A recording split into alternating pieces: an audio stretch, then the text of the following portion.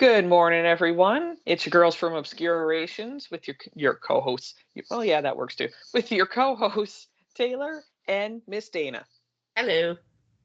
All right. So today, as we advertised, there's no guest. It's just the originals that get to talk today, and we got to just randomly choose our own topic, which was last minute. We're not even going to lie. Like it was last night. Going, oh, it's this weekend. We don't have someone there. Oh, but thankfully, I have like a reservoir of a bunch of topics just set off to the side going, look, we can talk about this.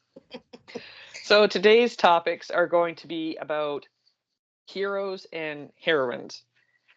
So just to be very clear, it's not going to be about people who are in the superhero franchises. It's going to be about people who inspired us throughout our lives. And real people, not just trying to think of how to word that the best way where it's like it's not make believe people were like, yeah, we want to be I'm Batman. Not Yeah, not pe- not people created for a comic book. exactly. Not people who have like the ideal situations or something like that. Like, don't get me wrong, I do love um like the Marvel movies, the DC movies, all that kind of stuff. Grew up watching all those cartoons.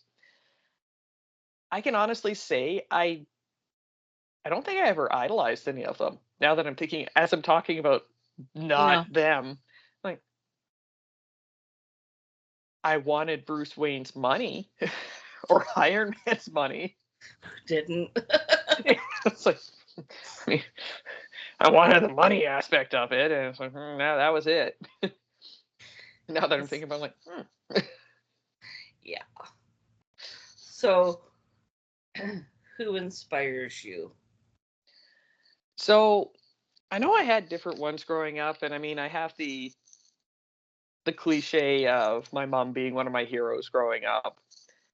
I'd have to say even more so as I've gotten older, just because when you're a kid, you don't know everything that goes on with your parents. You don't you don't know the struggles that they go through because you're a kid. Let's be honest. When you're a kid, we're all oblivious and we're dumb. Like we're little Right. assholes. We're like, I want candy. Your parents are like, we have no money. You're like, I don't care. What's that got to do with me? I want candy. Like, give me $3 for a chocolate bar. Let's go. Fork it up, Karen. They're like, I don't have it. Or you'd be like me. Uh, you can afford cigarettes. You can afford that penny bag of candy for me. Exactly. Children, they just do not care. Like I remember my nieces and nephews, not a care in the world when you're like, I think we have enough stuff at home. They're like, no, what are you talking about? We do. You could clearly get us more. Like, just grab the damn bag of chips, grab us some dip, and you're like, look, there's already stuff at home. Let's just eat that. And they're like, no, why? You're just like, oh, sweet baby Jesus, give me the strength. So I'd have to say, like, my mom growing up definitely was, but not to the extent that she is now. Like knowing the stuff now where she was in the marches for gay rights, she helped make the first gay pride parade happen, had the gay bar, would do anything to help people. Literally stood up for her gay friends in Catholic school because she went in and for any of those who would know, I think they still do it. There's the religions class, and it was just all about Catholicism. And she had in that school, she had gay friends. Now, mind you, obviously the dogma had said at that point in time that, oh, if you're gay, you're going to hell. She didn't like that because it made her friends want to unalive themselves. And uh, she decided that for her independent studies unit, she brought in the gay speaker, basically, who was in charge of all of the stuff going on. I want to say in Ontario at the time. for gay rights, the gay activists. That's the word I'm looking for. So she had the top gay activists in the area come into her religions class and speak on the subject. That's awesome. Her teacher already didn't like her at that point in time, and liked her even less, wanted her expelled for doing it. So this was a teenage freaking girl. Like, I want to say that she was in grade 11, I think. So it's not like she was legally an adult or anything. She wasn't in grade 13, which, yes, for any of our younger listeners, grade 13 used to exist. And then they smushed it into the 4 years instead of 5, which I'm actually grateful for, because, God, I hated high school. So knowing the stuff that she's gone through and that she's lived through now, I'm definitely like, yeah, she's one of my heroes. And not meaning it in the cliche way where it's like, oh, my mom's so great. She's so amazing because she made the perfect home. It's like, nah, she went through a lot of shit. Let me just put it that way, people. She went through a lot of shit, came out the other side and went, all right, I'm still here. Let's keep moving on. And just like kept walking and went, oh, okay. La la la la la la la la la. I'm coming, King Julian. Just chases after her like that little character. And I think down the line, most people, when they get to my age or your age, Mm-hmm. more so my age, if they don't have parents around anymore, yeah, they're gonna, oh yeah, my dad was my idol, or yeah, my mom's my hero. And I think for a lot of that, it's because they're not there anymore, right? So they've kind of taken the parent that is past and put them up on that pedestal. Yeah. To say they were my hero, but then when you say, well, why? What happened? Well, just because. Mm-hmm. Just because isn't an answer, you know? Yeah, you're like, is there a reason? Yeah, so like for you saying that mama's your hero, and even more so now because you're mature, you could hear and handle the backstories. I've heard a lot of them, friends, so I know handle is a good word. Yes, it is. That is the perfect word. Because I want to tell you, if somebody had told me at 13 what mama went through, I'd be like, and then I'd be like, I need the internet to look that up. As you're sitting there, you're like, you what? Like, so a perfect example of my mom and how she's mellowed with age, shall we say? Because I told you about this the other day when must have been when it was you, me, and V talking, I think. V always comes up in this, I swear to God. She's gonna think that we're little stalkers. We're gonna have to make her an honorary member, get her in here on the weekends. We're gonna be like, yeah, she's our third wheel when we just were sitting there going, you're kept in here? Come on, you're coming with us. We're going on an adventure.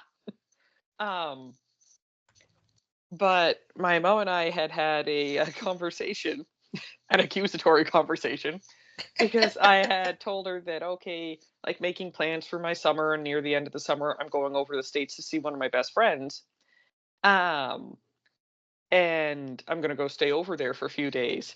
And my mom was trying to get me to bring one of my other friends. She's like, oh yeah, maybe you should ask, have you thought about asking Panda? Did you ask Panda? Are you going to take Panda? Is Panda coming with you? I'm like, no, it's just me going to go see my friends. He doesn't know them. They don't know him.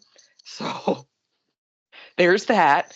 And she's like, why you got to give me heart attacks? I'm like, what are you talking about? It's like, I've been there before without you. It'll be fine. She's like, yeah, but you're driving alone for a few hours over there. I'm like, on a highway, on a freaking highway. And then she sits there and I'm like, and like, you haven't done worse? She's like, I have never gone to the States by myself. She literally stops for a minute, calculates, and goes, yes, that's a true statement. I have never gone to the States by myself. She goes to the bathroom. I'm in the hallway looking at our collection of pictures that we have up on one of the bookcases. And immediately, I'm sitting there looking through. I'm like, oh yeah, we've had a good hey. As I turn and look, grab the picture frame. She's just washing her hands. I like kick open the door. I'm like, liar. And she's literally like, la la la. What? I'm like, you never went to the Americas by yourself, did you? She's like, oh. I'm like, yeah, yeah. We want to talk about those nice strangers that you went to America, New York City, by yourself at the age of 18, was it? Maybe 19? Strangers that you met when you had moved away from home to live in the Dominican by yourself at 18? She's just sitting there. She's like, I didn't drive there by myself, though. I flew. Which makes all the difference. In her little mind, it does. I looked at her and went, that's worse. She's like, how's that worse? I'm like, because you're trapped in an enclosed capsule with hundreds of people that you don't know, hoping that you don't crash, to land in an airport full of people you don't know, to then be picked up by people that you just happened to meet when you were on an adventure living on your own in the Dominican, to then go to New York City, one of the most crime-ridden places. And you just frolic around while you're there. She's like, I never went out by myself. I'm like, I'm never going out by myself when I'm over at my friend's, who's in a town like this big. And I'm like, really? Really? Yeah, her footing got lost there, boy, did it. Oh my God, Mama would have a stroke if she knew I flew to Europe alone. I'm pretty sure Mama would on an overnight flight, no less. I was gonna say, yeah, she probably would have sat there. You think you're going where? No, you're not. You get back in that tower I just built. There's no doors. I'm throwing you up through the window. I'm gonna shave your hair. So it's interesting to see the difference in, obviously, the excitement that is her life, where I'm like, something where she was 18, she packed up all her shit, left the country of Canada, moved down to the Dominican Republic, had a hell of a time while she was there, had a bunch of adventures happen there, and then continues to lead her life. And then now you get to today where she's like, you can't drive in the States by yourself. It's like, can't I? Can't I, mother? Can't I? It's funny. I need to pick up my phone for this, so I'll be looking down for a second. It's funny that you brought that up yesterday.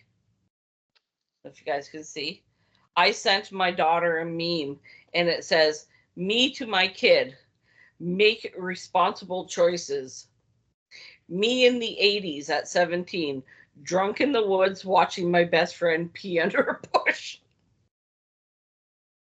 And I'm like, oh my God.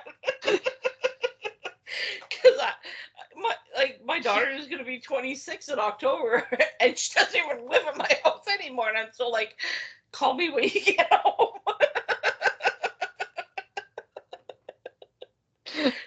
Last weekend, she went to Montreal with a couple of her friends.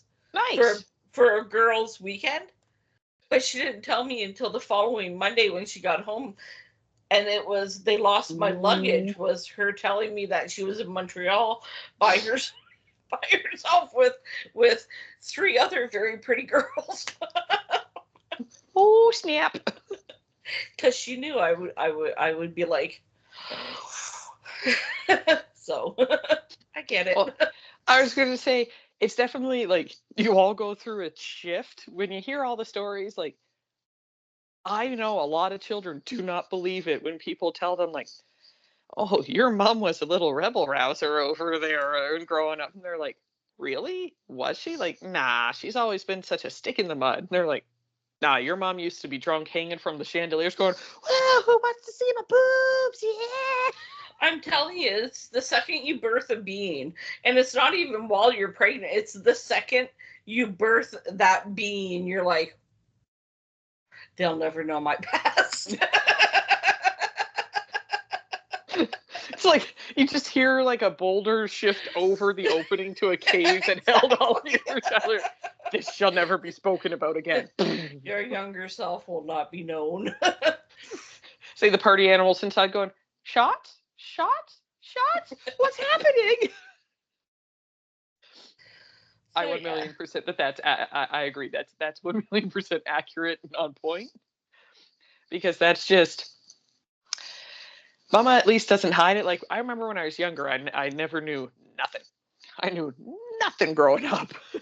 And then as I got older, then it was like questioning things. And Mama never lied to me. She would just give me like age appropriate answers. Like if I had questions about sex or something like that, it was whatever was the age appropriate response to that. right. But then as I got older, things came forward unbidden, against her will sometimes, or other people would out her for things. And then she'd be sitting there going, That's "Ah." that's not the answer I gave her 5 years ago. Yeah, that was exactly it, where I'd walk up like, so good example about my mom. I've talked about it in the past, like even in passing, where I'm into witchcraft. I do all that kind of stuff. And I have a crap ton of books on all of it from different areas around the world, the different types, different breeds is what I refer to it as.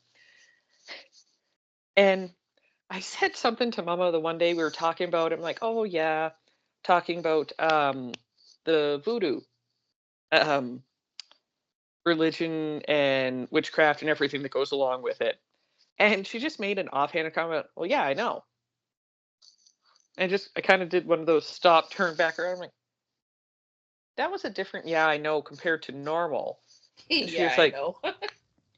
well, yeah, I've read all that same stuff about it. I'm like, when did you read about it? She's like, well, back when I was before I went to the Dominican, she's like, I have books on it still. She's like, there's one on the shelf that you see all the time. I'm like, what one on the shelf? Go over to the shelf. I'm like, what the hell are you talking? Oh my God, there is one. And it's bright. Best part, it's bright, vibrant pink. Oh So it Lord. doesn't hide. I pull it out and it's like, oh yeah, everything on this. And I'm like, "Hmm." I open it up. I read on the front page there in scrawling letters from my great grandmother. Love, Grandma Honey, to my grandbaby, kind of thing. I'm like, well, what? She's like, yeah, I used to be really into all that stuff. Had I was going to say equipment, but that's not the right word. Practitioner gear and all of it is what I'll refer to it as. She's like, I had all that stuff. I was fully into it. Went over there. She had a Haitian boyfriend who she may or may not be married to. I'm not really quite clear on that part, and she isn't either. But she she went over. He took her. He's actually half Haitian, half Dominican, which apparently isn't a thing because they constantly war with each other. So he brought her across the border to a voodoo ceremony, like going on.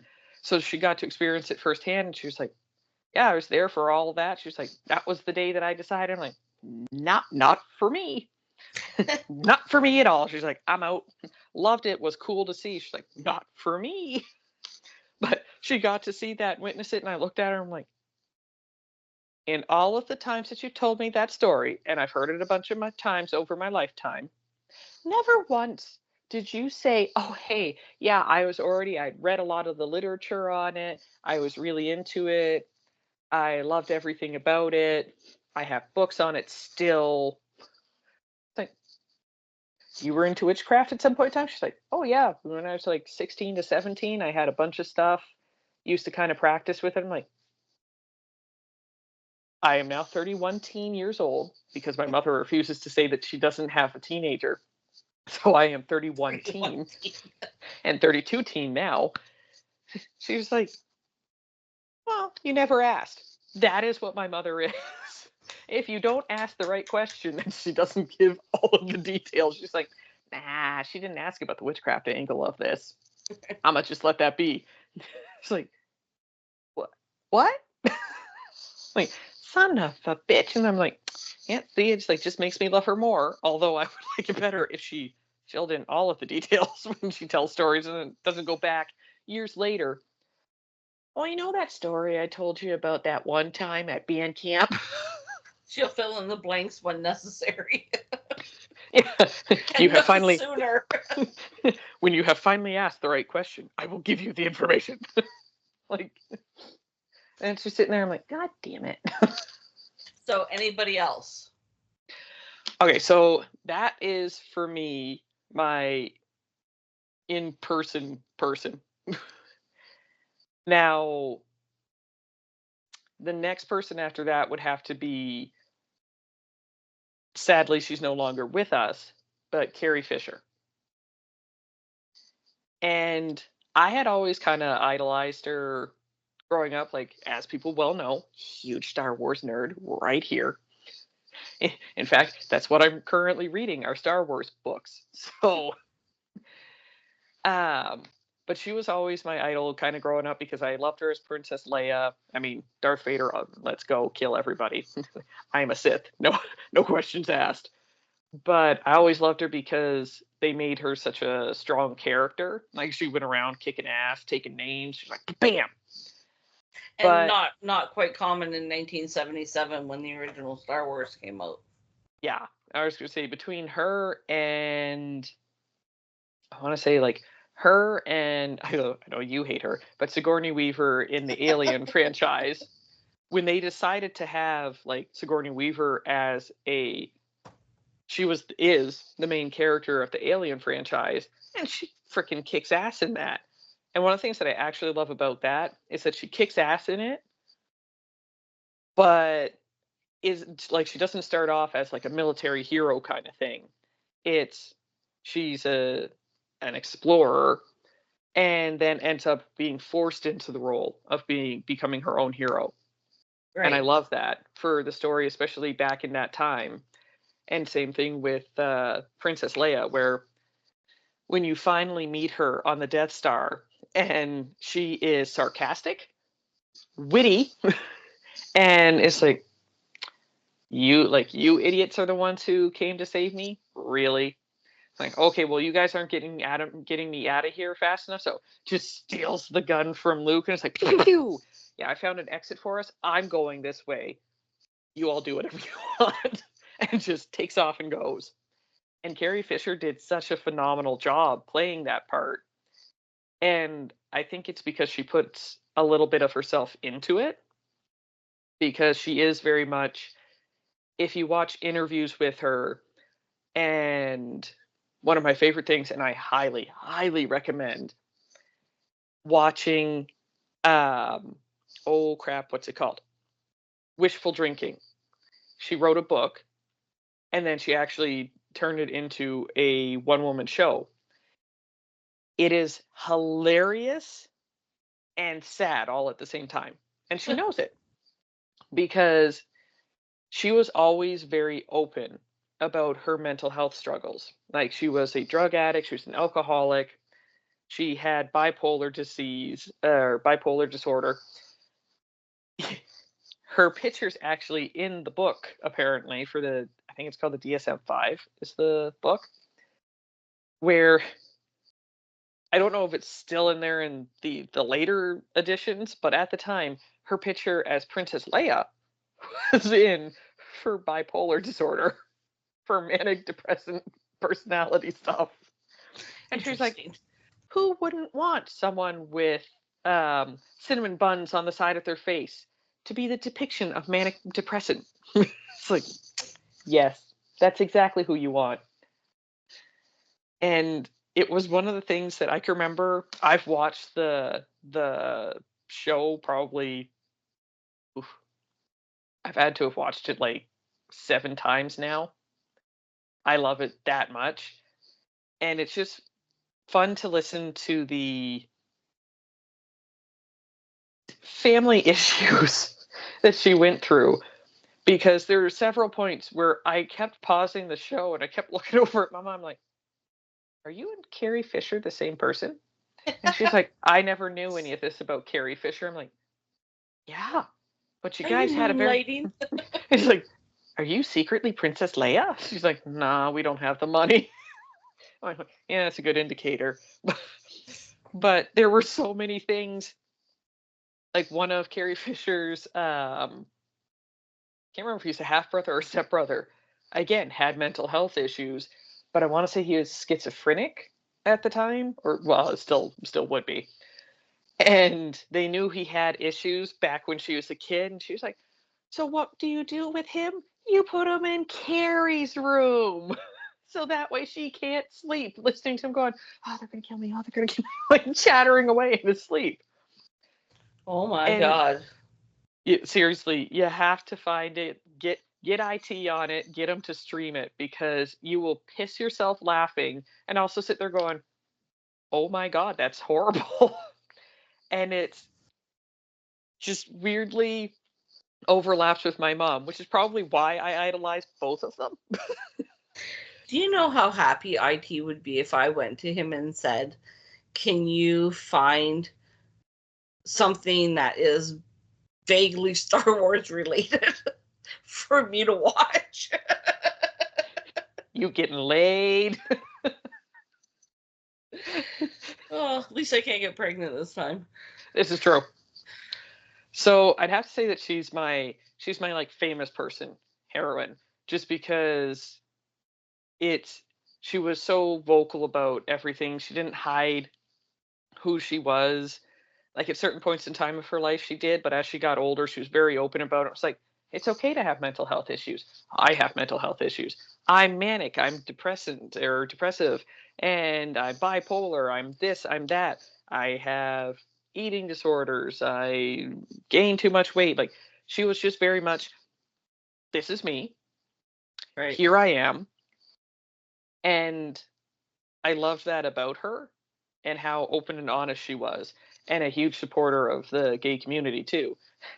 Even to the point of her laughing, saying, "I'm such a huge supporter of the gay community. I married a gay man." Her and Eliza. So she'd have to be, like I said, she'd have to be my famous person, uh, heroine to go with. I have my mom, and then I have her. And I'm realizing as I'm saying this, I'm like, do I have any male heroes? I'm gonna have to think about that. Your turn. Oh, my turn. Jesus. Yeah, yes. Is it Jesus? That's okay. I hear that you're Nope. really close with him. No, you can't idolize somebody you don't believe in. Sorry.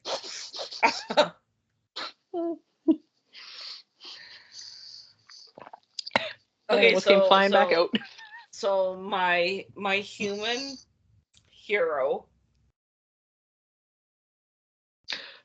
would be my grade 10 through grade 12 art teacher, Mr. William Wheeler. Bill Wheeler. Wheelie to us in the art room.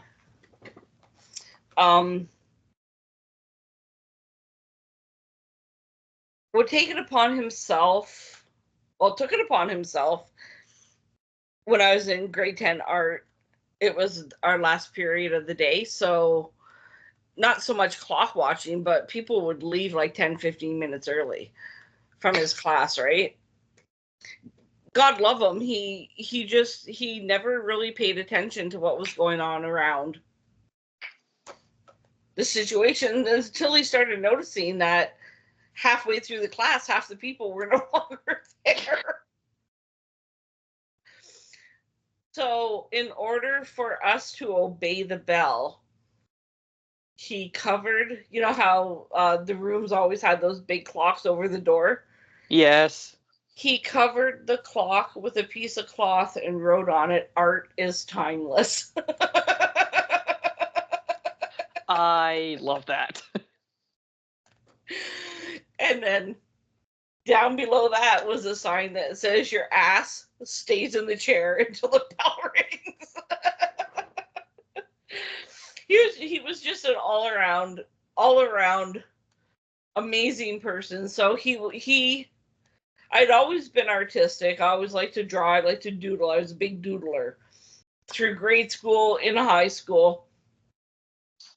So when I got to grade 9, I took art, but we had a different art teacher, and his name was Mr. Schwarzentruber.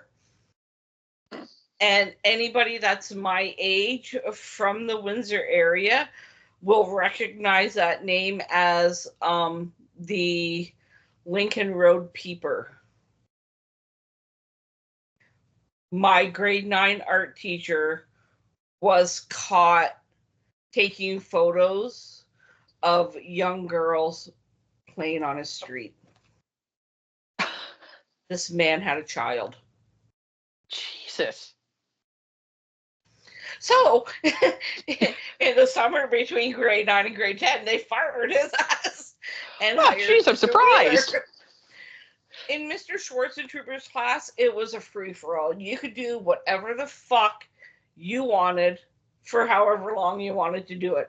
There was no system for getting a passing grade or even saying, you know, your cartoon penguin's kind of sucky. I know you didn't draw that when we went to the zoo. Type thing. So everybody saw it as an easy class. Everybody took art because they knew they were going to pass with Schwarzentrooper. Yeah. Then Mr. Wheeler came along. Art is timeless. Keep your ass in the chair till the bell rings. And he, for those of us that took our art seriously and wanted to learn about the masters and pick up skills, he was like that mentor. Oh, okay. The person that would sit beside you as you're shading somebody's face, because we always had to do self-portraits of the side of our decimate. And he would walk you through shading so that if they had a double chin, you kind of took the double chin away. If their nose was a little bit longer, you shaded it properly so that it looked proportioned to their face. Like he was amazing. And he made us do projects. Oh. So people actually had to do schoolwork. Pick your favorite artist.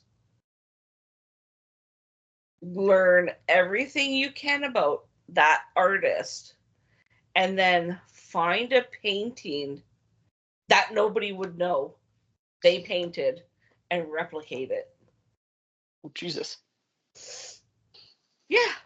Which means you're going to the library, you're looking up art books, and you're looking up the obscure art books that may or may not have a painting that nobody would know about. I would say, yeah, because you wouldn't have had the access. Like, I mean, now you have the internet, so you'd be able to put, oh, it's Van Gogh.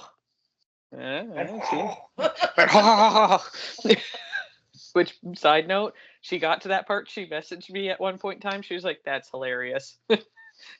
She was like, I'm like, it's what you're always going to be hearing. It's Huda and Van Gogh.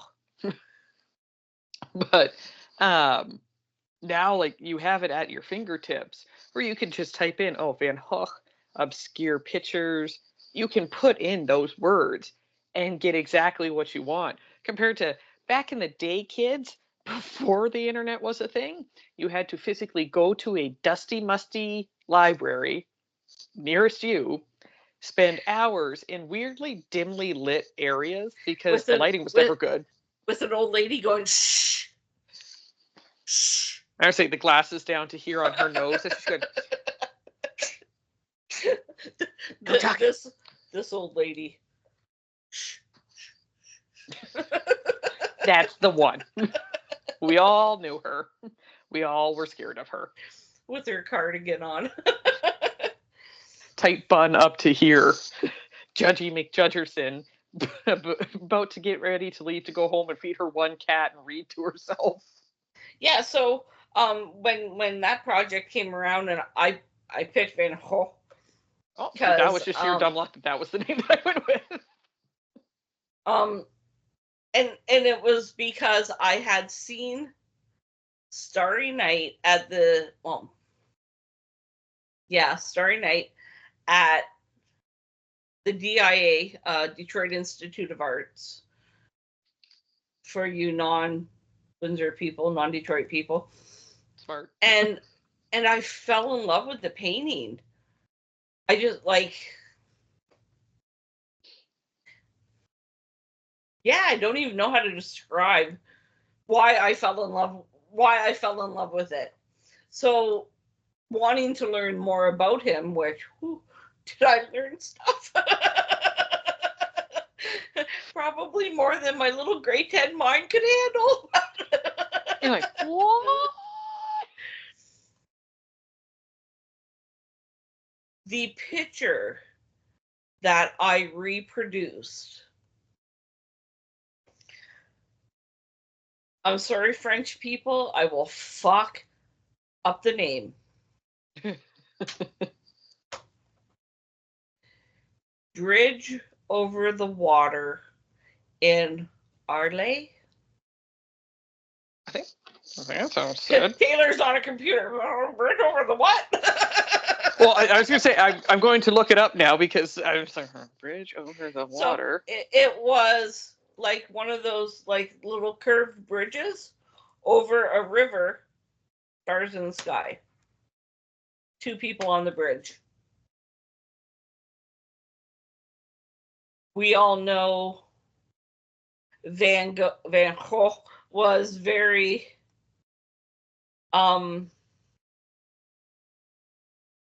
he used very bold strokes. He was a big fan of blending his colors and creating colors that that didn't exist at that time. They really didn't have names for them. Mm-hmm. And he used oil paint, which anybody out there in the art world knows. Oil paint takes about 58 years to dry.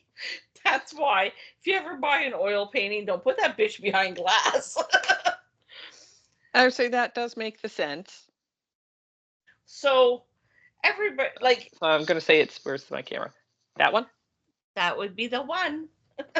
That is what she recreated, y'all. And when I did my presentation, Mr. Wheeler asked me if he could have that picture. Wow. Yeah, I'm assuming because it was good. not him sitting there going, okay. I hope he didn't take it home and burn it. To sit there and go, okay, this is what you don't do. Yeah, the next year, don't do this. This is bad, people. When he found people that were serious about art and really wanted to study technique and things like that, he would call you into the art room, maybe before class, maybe after class, during lunch, before the start of the day, whatever. And he would say, okay, here's a little space in this corner. Here's some screens. So like the screens that you might change behind if you're in a theater. Here's some screens, and there's a desk and there's an easel, and you have a shelf for art supplies. This is your studio. Show me what you can do. Wow. And when he did that for me, I was in grade 11. When he did that for me, and I said to him, I go, what do you mean, show you what I can do? He goes, I want to see what you can develop from the start of the year to the end of the year. He goes, so you're going to keep a sketchbook.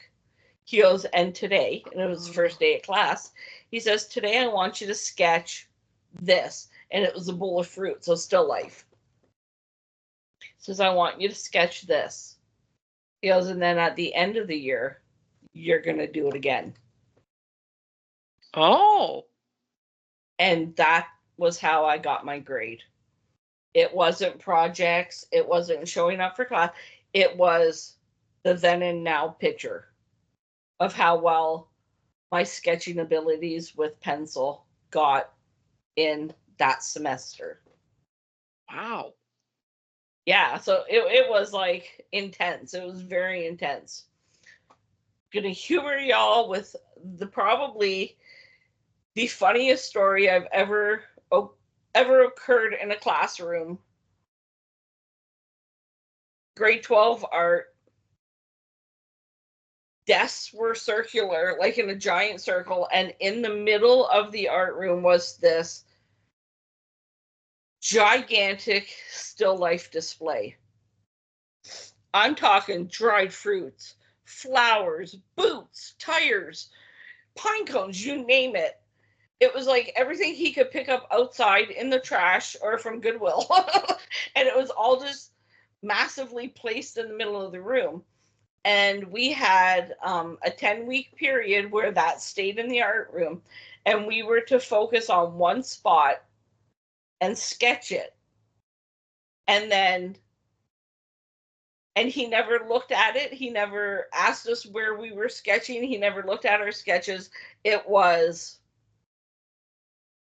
going to be, at the end of the 10 weeks, he was going to try to find the spot you were sketching from your picture to see how good you were, if you captured what you were looking at, right? He would never have gotten mine. We had this guy in our class, and I think he took art just because he thought it would be an easy credit. Cool. Anywho, if you're a hockey fan, he was a big fan of a hockey player, last name Duguay. Ron Duguay, pardon me. Yeah, Ron Duguay for the New York Islanders. And I know there's a lot of people going out there. Ron Duguay. Yeah. Okay. So he was a nobody. He didn't exceed NHL expectations for playing, but for whatever reason, this guy idolized Ron Duguay and always wore a Ron Duguay jersey to art class. He was also a smoker, and he liked to play with his lighter. You guys see where this is going? Oh no. You remember what I said at the beginning of the story? What was in that still life? Dried fruits, dried flowers. So, there was a wicker vase with that tall, wispy, not firm, but it almost looked like a giant piece of wheat.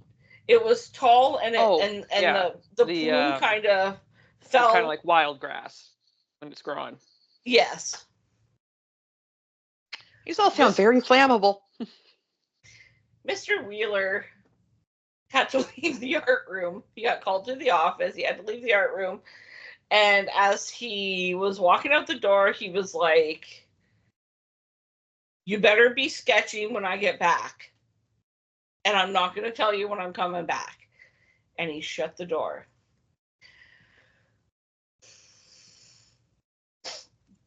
Ron Duguay's biggest fan decided that he was going to walk by said still life, flicking said Bic lighter.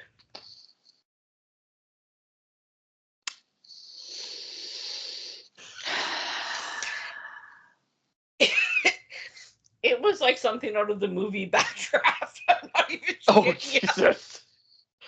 All it took was that, because he had a Zippo, it wasn't a Bic, so he had the top opening, to get the flint to catch. Mm-hmm. So as he's walking by, he went,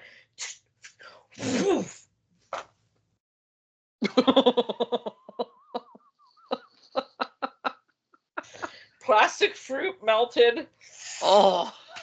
Dried flowers burnt. Shoelaces on the boot burned off.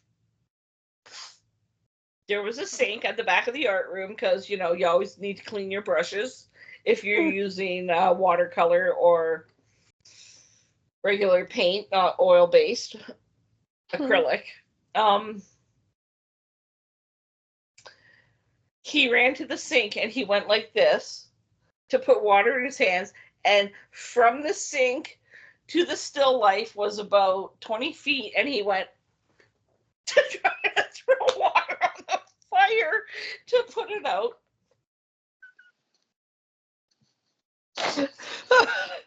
I don't even have words.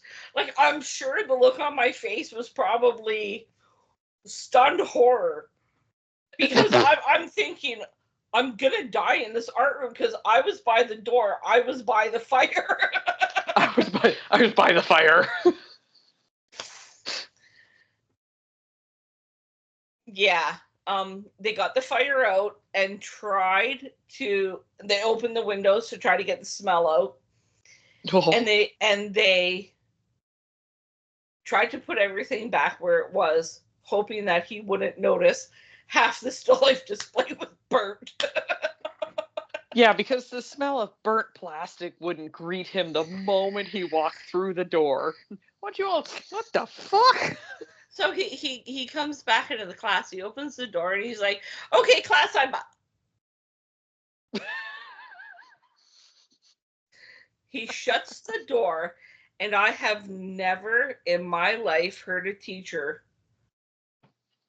speak this way. He turned, and this was him scanning the circle of kids. He's like, "What in the honest fuck just happened here?"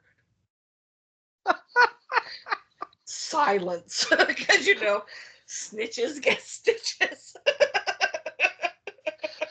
It just suddenly burst into flames, sir.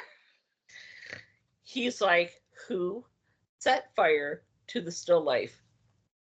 Silence. Mr. Rondu, gay superfan, put his arm up and said, "Sir, can I go to the bathroom? I think I'm going to be sick. The smell is bothering me." And didn't realize that he had burnt a hole in his jersey. Thus incriminating himself in the crime. Sir. So yeah, that was grade 11. Our grade 12 was the same thing. I still had my studio. I spent, I wasn't a super nerd, but I advanced my credits so that by the time grade 12 came around, I basically had graduated from high school. I just didn't graduate. And I spent my day in the art room with Mr. Nice. Wheeler, honing my artistic skills. I graduated in 1990. Shut up. I wasn't even alive. Kumbaya. I graduated in 1990, and in 1991, my dad and I were home alone. Yeah, my dad and I were home. Technically alone. We had each other. So weird. We're both home alone together. Yeah, my mom was at work. My brother was at work. I was just getting home from work. My dad was retired at that time. So I come in the house. I kick off my shoes. I go into the kitchen. I flick the kettle on. I'm gonna have a cup of tea. The phone's ringing. And anybody that knew my dad, the phone could ring 895 times before that man said, "Oh, hello." So I'm like booking ass to the house to get to the one phone we had. That was probably near the kitchen, like kitchen dining room area, I'm gonna guess. No, it was in the living room between the two lazy boys. And I picked up the phone and I'm like, "Hello." And it was Mr. Wheeler's wife telling me that he had died that morning. He had a massive heart attack on the stairs at Walkerville.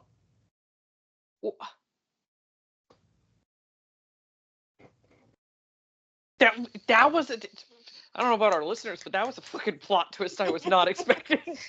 Yeah. He's calling to say that he misses you and he saw your artwork. Well, no, he died. There was no caller ID in those days. You had to answer the phone to know who was calling.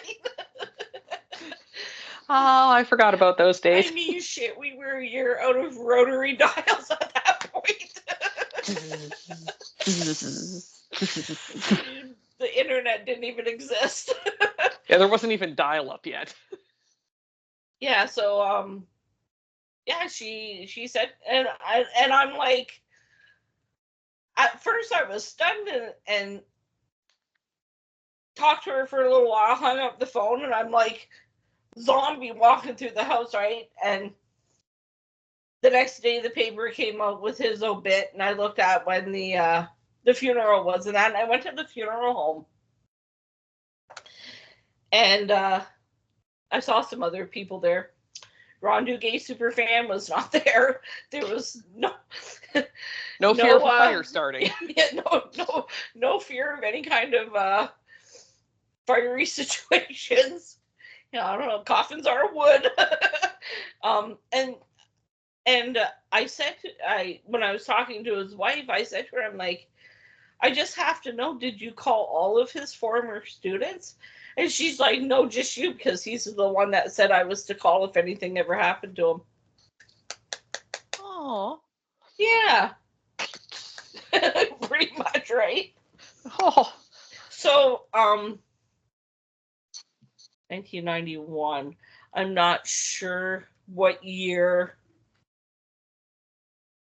the cassette tape came out. I had Queen. Yes, no, I bought Queen Night at the Opera on cassette tape for my Sony Walkman.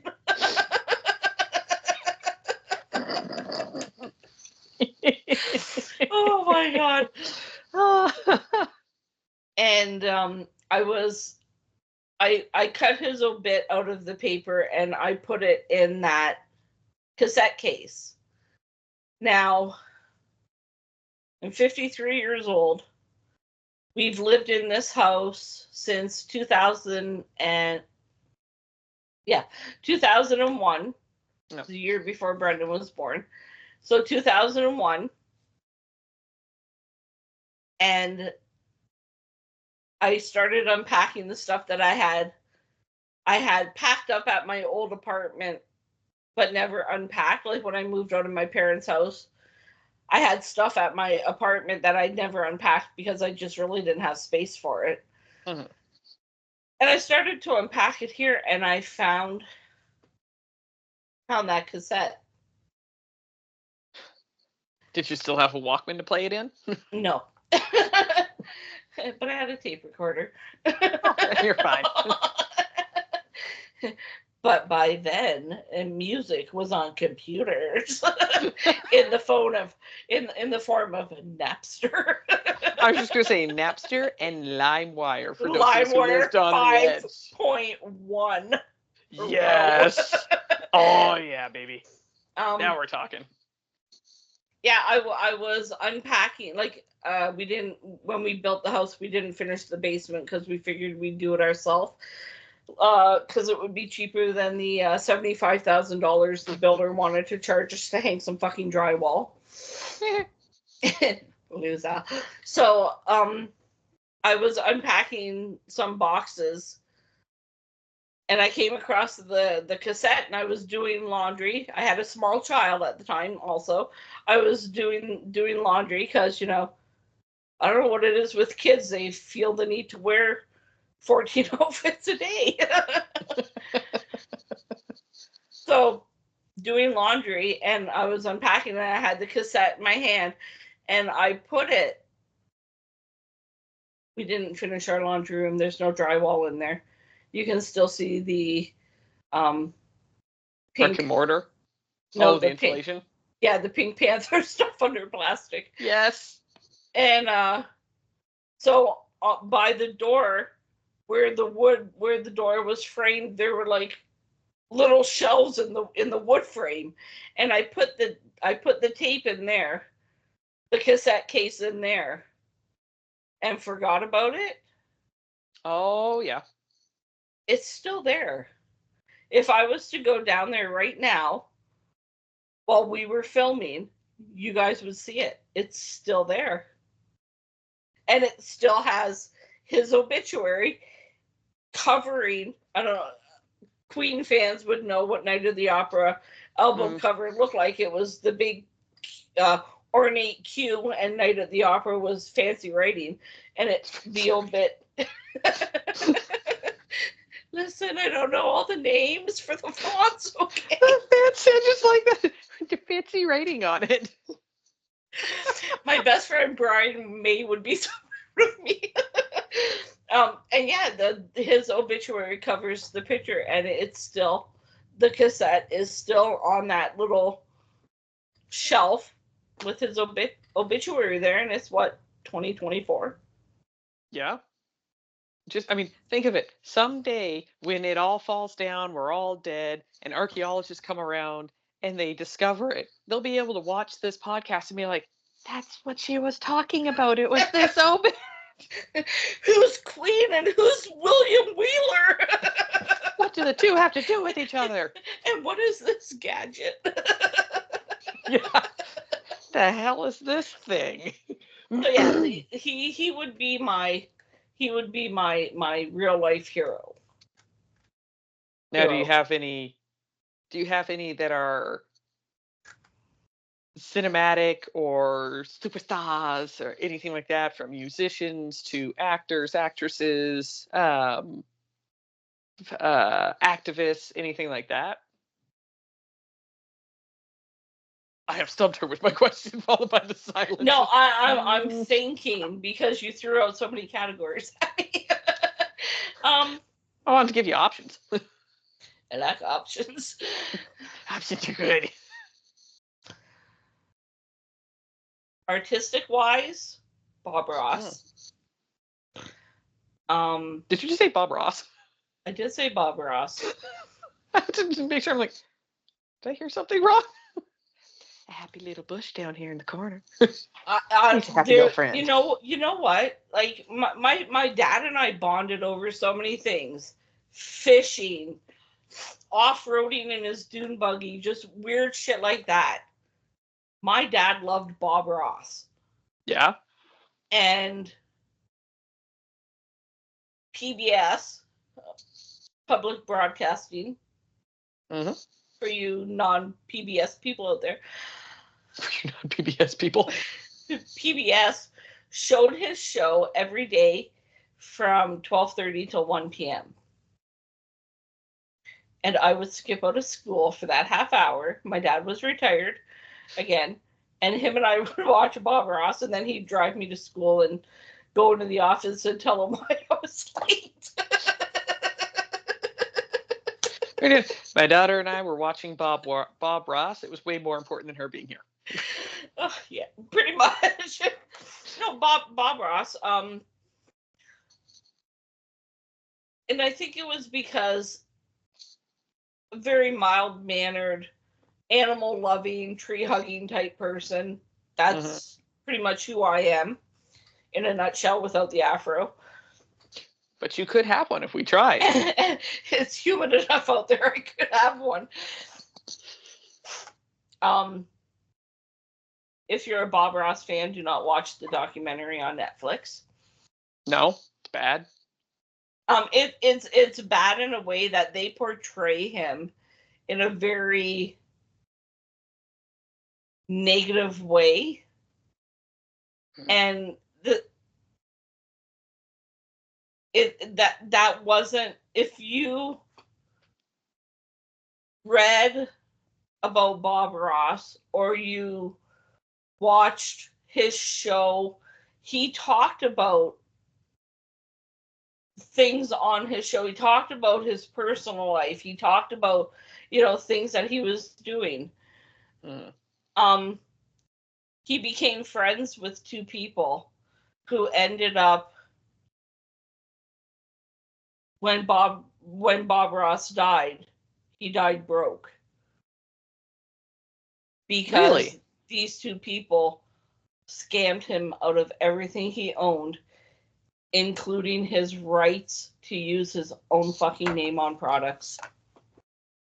So just know that if you buy something under the Bob Ross label, Funko Pop, Bob Ross energy drink, attend one of the Bob Ross master classes, you're paying the people that scammed him. His son got nothing when he died.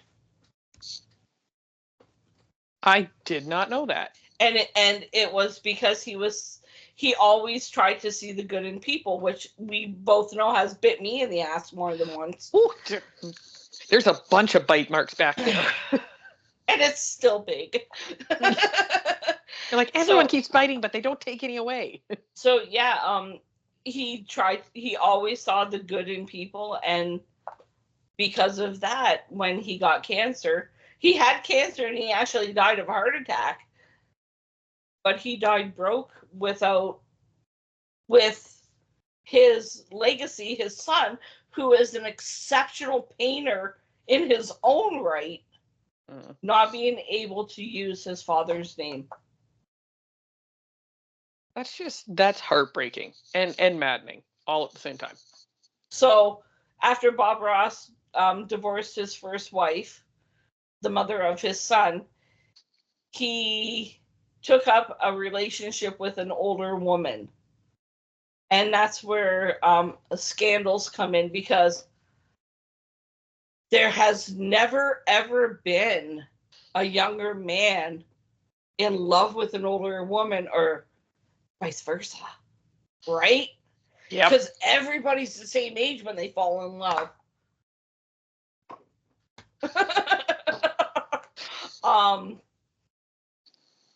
The documentary paints him in a vision that he was only with her for his money. Let me iterate again, the man died broke. So they said the documentary painted him in the light that he was a con man, he was conniving, he was a shyster, and that's not who Bob Ross was. You know the real Bob Ross, then you understand why he was/is. I'm not sure how you. What is it with me and heroes and people that are dead? You're like, I'm picking all the dead people. I see dead people in my pattern. What movie was it where the person says, "Everybody I love dies"? I think it's in a few movies, but I know that line from whichever one it was. I just can't think of it right now. So Bob Ross would be right up there. Now, do you have any, and just to make sure that this is clear as I'm saying it, not fictional heroes in the sense of like superhero heroes, that just made me laugh with that sentence, that you idolized, but fictional heroes as in like you read a book and you really identified with that character and you're like, you just felt strongly they had things that you wanted to emulate yourself because they were either so well written or they were so well done in a video game or so well done in a movie or TV show. Ooh. Ooh. Ooh, ee, ooh, ah, ting, ting, la, bing, bing. I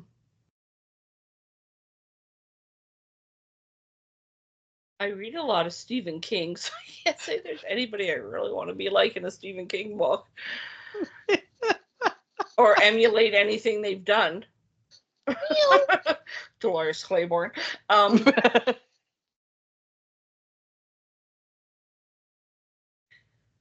read biographies,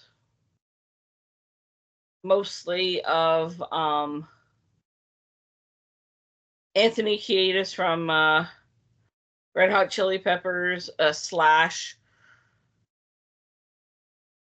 The Dirt, Motley Crue.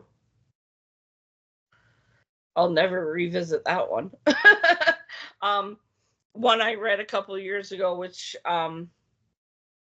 it didn't hit home. I could kind of relate a little bit to some of the things that she went through. Please don't watch his family. Jeanette McCurdy wrote a book called "I'm Glad My Mother Is Dead." I forgot about that book for you. And it's not that I wish my mother was dead. I'm just saying that there were some things in that book that she went through that I could relate to. Mm-hmm. I'm not famous. None of it is the fame part. You're like, none of it is the money nor the fame. It was more or less the being made to grow up way before I was due to. Yeah. And yeah, so I relate to that. Superhero wise, no, I don't. Yeah.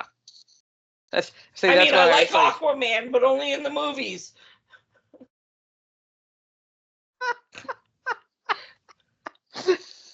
Jason Momoa is my other best friend. So the Oh my running God. joke on that, friends, is my Instagram account, which I barely go to, is private. So if you click on my name, you see nothing. It says private account. You got to ask me to be a friend in order to see whatever I post, which is not a whole lot. I would get these direct messages. Jason Momoa, Brian May. Who was the other one? Oh, you got a lot of Keanu Reeves. Keanu Reeves. And the messages would be like, this is my private account. This is the account I use to talk to the fans and people that I want to get to know more on a personal level. The Jason Momoa one got fun. I'm not even going to lie to you. It got fun. I replied. I never replied to any of the others. The Jason Momoa one, I'm like, I'm so sick of this shit.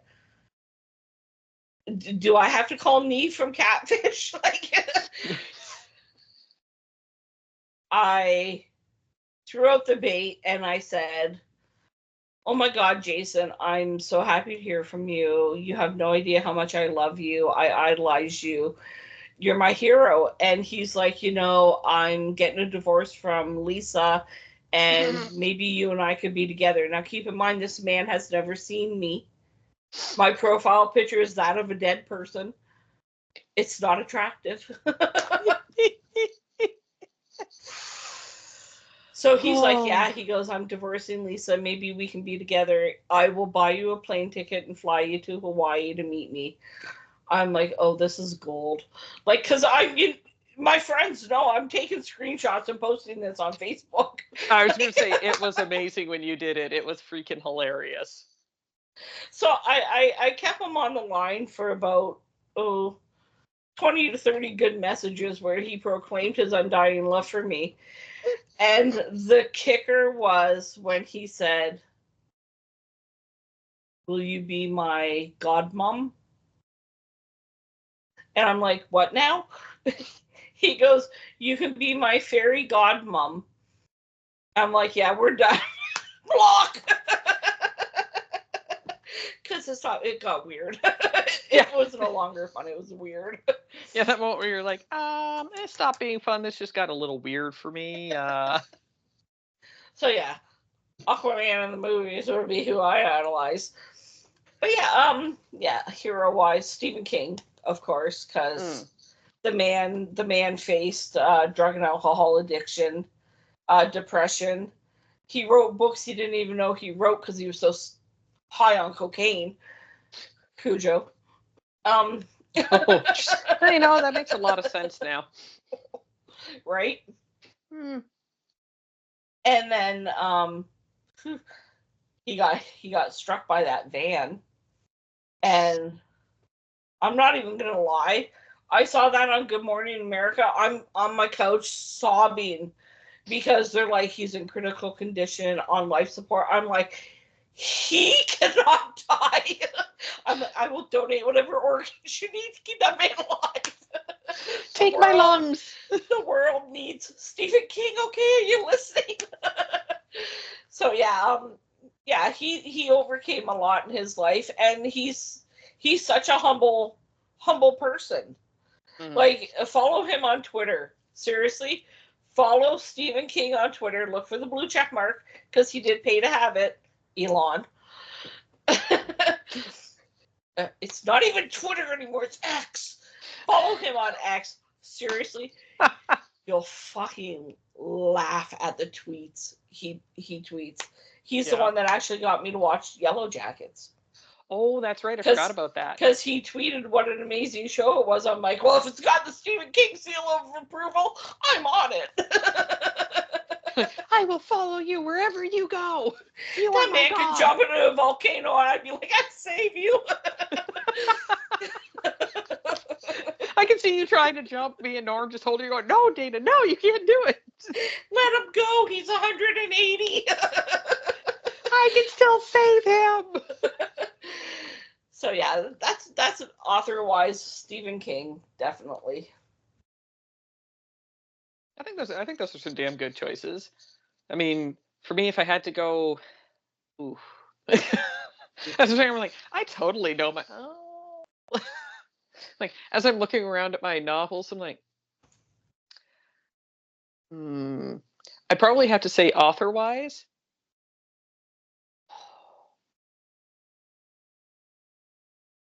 I'm gonna say two of them. And that's like cutting me deep there, where I'm like, oh, I could probably list like 20 of them. But I'd have to say like Dan Brown, because of his Robert Langdon collection that he has, like yes. obviously the Da Vinci Code or Code. Angels and Demons, Da Vinci Code, Lost Symbol, Inferno, Origin. Like, I've read all of those and I absolutely love it just because he does such a good job of. I think why I love it so much is because he's writing stories that are about a character that's not based around, like, it's not thrilling action like pew pew pew pew pew pew pew pew kind of stuff. Yeah. It's very much, it's very well thought out. It's intense. It drives you forward. You want to know what it is. It's about stuff that is actually out there that he's like, okay, well, here's this angle with it. This is how it's going. And I absolutely love it. Like, okay. Husa. My favorite in the collection that he has so far, and I think he's working on a new one, was Inferno. Now, the first two movies that they put out, Da Vinci Code and Angels and Demons, followed the books. Like, Da Vinci Code was basically page for page, right on. Yes. Angels and Demons was pretty well the same, just a couple small differences, but it was a longer book. Now, Inferno was very similar until they changed the story completely about the last third of it, which still to this day makes me so angry because they went with the easy way out and said, oh yeah, the girl's the bad guy in this. She's trying to release the illness into the air. And instead, in the book, she's not the bad guy. The guy who went and jumped off a tower was actually the bad guy. And the clock ticking down wasn't until release date. The clock was ticking down until it had already infected the entire world. The guy had already released it by that point in time. And it was a vector-based disease, I'll call it. And that was what it was. So I loved that because it was a spin in the book that's never taken. And I was fucking mad when they changed it in the movie. They're like, oh, we saved it. And it's like, no, the whole point of that book was that they didn't. No one knew that they now had a new illness going around. Didn't actually make you sick. It just made you no longer as viable to have children, to reduce the population in the world. So everyone got it. Nothing changed about them. That? You would think so. You would have thought that it would have come from Angels and Demons there. I'm so sorry. I will keep my religious intonations to myself. I had to think for a second, like, going is forward. That where it came from? No, we're definitely going to have an episode where we talk about religion. That's going to be one. Oh God, yeah, we'll probably get stoned. Not stoned. I mean stoned. Grab all your stones. We're going in. But I may have to be stoned to do it. But so he's one of my author idols, just because he does such a phenomenal job at driving the story. I enjoyed those books too. Oh, I love them so much. They're so well written and so well done. The other one that I'd have to say when it comes to authors would be Timothy Zahn, and he writes other things outside of Star Wars, but he is the reason why we have Grand Admiral Thrawn. He is the sole creator of it. He's the sole creator of the Chiss in general, where they came from, all of their history. He was the one who went and put it together. Now, he created Grand Admiral Thrawn in 1980 something. So he's been around for decades. And then after Disney took over and they said the old expanded universe no longer exists, everyone was super disappointed because Thrawn is. If you read no other Star Wars books, read anything by Timothy Zahn with the Thrawn stuff in it, because it is phenomenal. The man is just a freaking genius. Like, obviously, yeah, you guys watched Ahsoka, right? Or no? Yeah. Okay. I was gonna say I couldn't remember if you guys, it was like someone was just telling me recently. Oh no, it was my mom's friend. That's who it was. So obviously you met the first live action iteration of Grand Admiral Thrawn, which was phenomenally well done. But he is very precise. He knows exactly what he's doing. He uses artwork to figure out species and how to beat them in battle. And it's because just art is amazing. Mm-hmm. That was Thrawn would be very, very proud. But Timothy just does such a phenomenal job with it. The way that he writes characters and creates them. And to me, it's one of those things of, like I've mentioned before in passing that I'm a nerd. And obviously I'm a Star Wars nerd. But on top of that, like I do stuff where I play D&D, and we've done Star Wars D&D. But we also do I've mentioned it before, role playing, where we create the character and then act them out. Not that one, not the adult version. The family friendly one, sort of. There's a lot of murder and mayhem. Murder hobos, woo! But one of the things that I've always been not ready to do is where I'm like, oh my god, yes, I want to, let's play out this Star Wars story where we have these characters, whatever. But anytime that my friends are like, oh yeah, we should have Thrawn, I'm like, no. I mean, yes, but no, because no one can write him the way that Tim can.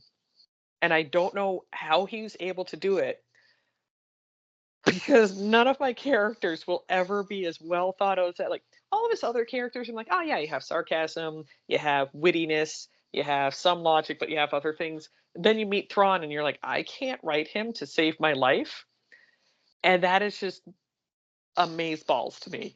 And it's like, you have to go to a special place in your head and be like, okay, I have to think calmly and think how art would interact with the geometric shapes of these things and how that would indicate what kind of fighting forces they are, how they communicate and everything. I'm like, ow.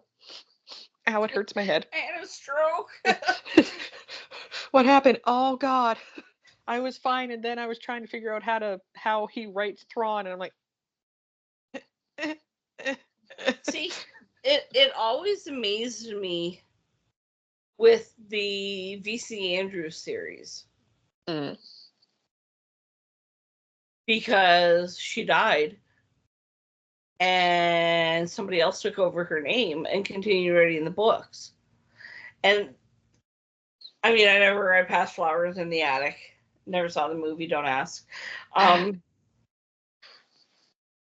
It just amazed me that somebody could pick up where she left off and still have that same level of knowledge and expertise, I guess, to keep those characters going. I'd say, and for no one to really notice a difference, like a shift, because there's been some things where you pick up something and you're like, oh, the author died though, so who finished it? And you read it, like, I think it's the Anne Rice books, that there's been a few published after her death, and it was either ghostwriters came in or her kids did, I can't remember which, or both. Probably Christopher, he's the writer. I would say that's what I thought. And finishing it, and people were like, oh, but you could tell the sudden shift from here's where mom was writing and here's where he took over. Not that it's bad, but it's a lot of people have their own writing style and how they think of the characters. Yeah. So for something like that, like I thank God, fingers crossed, touching all of the wood. All the gods, old and new. She's Yes, thinking. yes, all of them, and touching anything that's wooden, I'm going to be touching along. Timothy Zahn is a younger author, like he's not a 80 or 90-year-old fella. So thank all of the gods, old, new, one's not even created yet, because he can still write for the character. Because the moment that he passes is going to be the moment that my heart breaks and I realize that there will be no more adventures for Thrawn. He did. He's gone. There's no more filling in the blank space, and I might cry on that day. Well, now you know how we feel about Middle Earth. I was going to say, yeah. Because Tolkien, having passed away, and I get it. His son, Isn't his son's name Christopher too? yes, Okay. his son, I believe, tried to or succeeded in publishing more Middle Earth stories. Yeah, because he's been, from what I've read and seen, J.R.R. Tolkien actually still had, like, he had a bunch of stuff just kind of started and randomly tossed around. And his So son finished.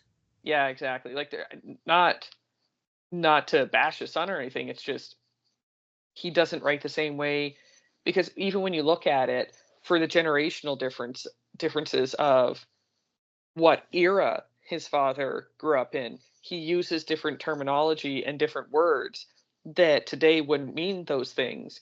Like when you read The Lord of the Rings, he uses queer in it, and he doesn't mean the way that we use it now, where you say, "Oh, a queer person is someone who is like questioning their gender or sexuality," like that kind of thing. Anything to do with the LGBTQIA2 plus S.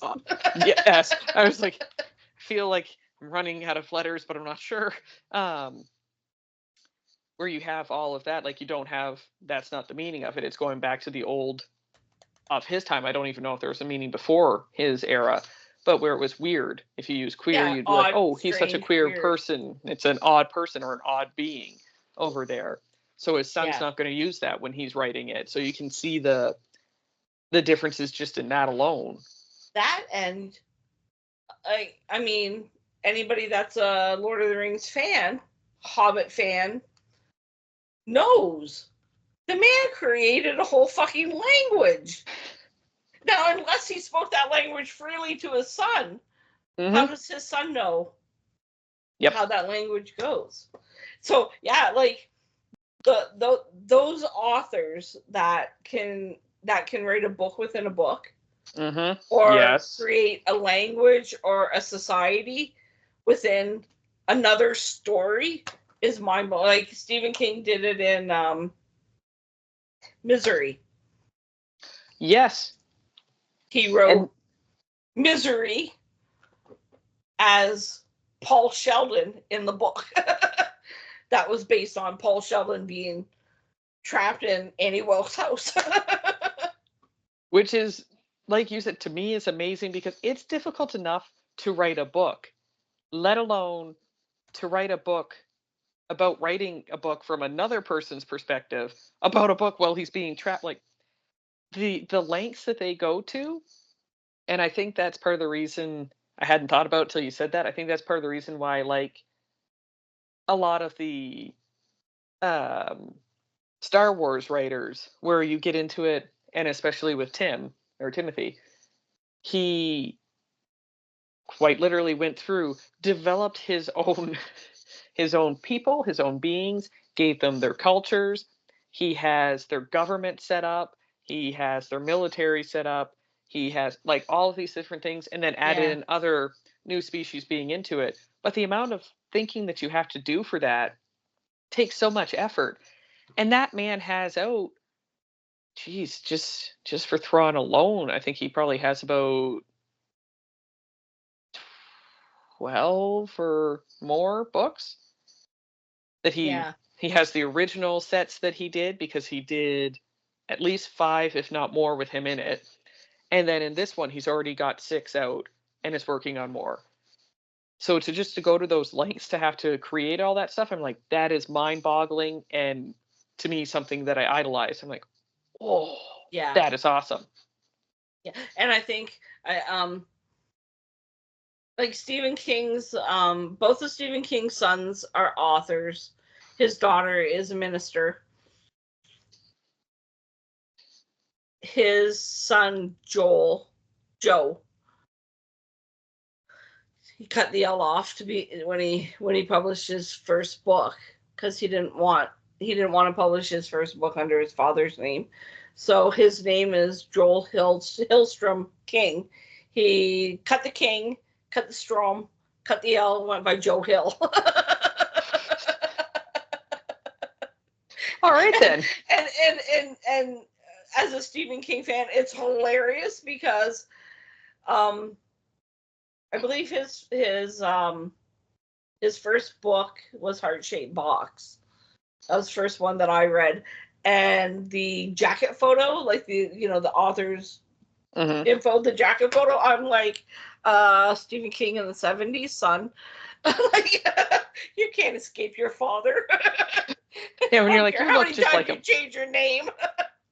But I saw an interview with Joe and Stephen where Stephen said that he literally, and those that know, he comes out with a new book at least every 10 months to a year. A new Stephen King book is coming out. He admitted that he had well over 100 outlines done. Jesus. That upon his death, those that are finished will be published, and those that are unfinished, Joe will publish. So even after Stephen King's death, we're getting Stephen King for at least 10 more years. I was just going to say, Stephen King, you're set. Stephen King material, not Joe Hill material. Wow. Though Joe is a good writer all on his own. His books are really amazing. Wow. See, it's like he'll be with you forever. It's true. She's like, and I'm okay with that. Because he is my literary life mate. You'll jump into that volcano of Mount Doom for him. I'll save you. Yeah, you see those stupid things on Facebook. If you could spend 1 hour on a bench talking to anybody in the world, dead or alive, who would it be? And you see people like, my mom, my dad, my grandpa. I'm like, Stephen King. Clive Barker. Love all y'all, but I'm going with H.P. Lovecraft. Anyone? Like, no, am I sounding heartless right now? I know who I would want to talk to. Like, although the bitch in me be all like, Jesus, because he ain't real. I want to see him sit beside me. Sorry, all you believers out there. I'm an atheist. I was just going to say, if they haven't paid attention enough by now, then they're going to be sorely mistaken. Which, by the way, drives my mother nuts, because she wants to say grace at Thanksgiving and Christmas and Easter, and I'm all like, no. And then she'd be like, when I was saying my prayers last night, I'm like, who are you praying to? Ain't nobody listening. Just wow. Yeah, you were praying. You were talking to yourself. Some people see that as a mental illness. Just throwing it out there. My therapist says you can go get your own white padded room. Special jacket. You hug yourself. I give the best hugs all day long. The fact that neither one of us have ended up into one of those rooms is just amazing. Yeah.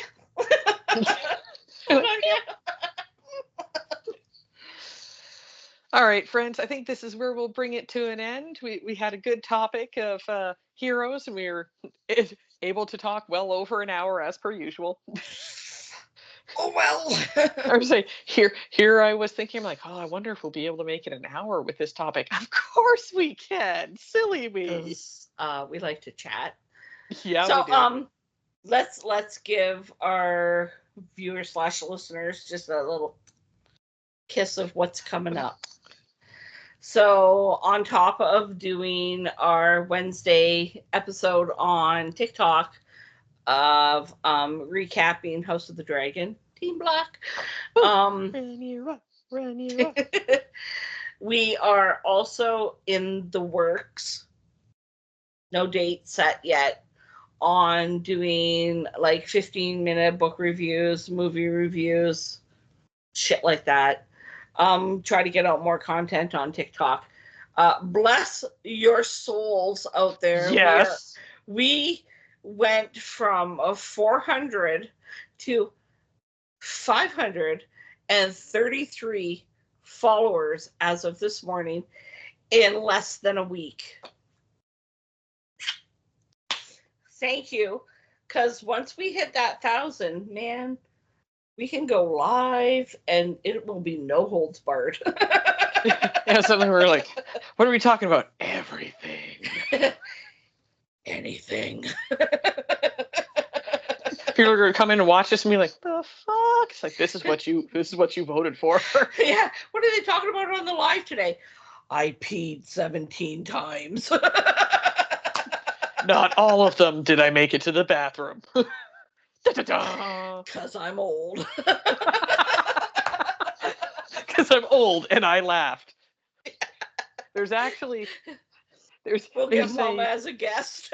I was just going to say, she sent me a TikTok just last night where the voiceover was, ladies in their 50s and above, you remember how there used to be stop, drop, and roll? Now it's freeze, squeeze, and sneeze.